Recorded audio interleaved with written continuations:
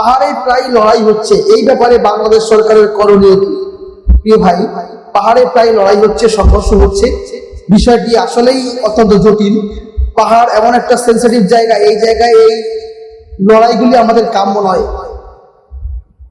আমরা বাংলাদেশ সরকারকে, বিশেষ করে ডক্টর ইউনূসের সরকারকে বলবো, আপনারা সেনাবাহিনীর মাধ্যমে যে কোনো ভাবে এটাকে দমন করুন। এটা কোনো রকম সুযোগ দেওয়ার কোনো সুযোগ নেই, জিরো টলারেন্স, কোনোভাবেই কোনো ছাড় দেওয়ার সুযোগ নেই।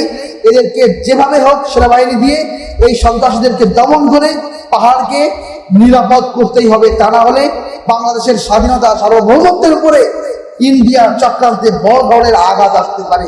সুতরাং এই সন্ত্রাসীদেরকে বাড়তে দেওয়ার কোনো সুযোগ নাই। সে জুম চাষি বলেন আর যে চাষি বলেন, যেই হোক না কেন, বাংলাদেশের স্বাধীনতা সার্বভৌমত্ব সবার আগে। সুতরাং সরকার এবং সেনাবাহিনীর সর্বপ্রথম এই বিষয়ে স্টেপ নিয়ে পদক্ষেপ গ্রহণ করা জরুরি।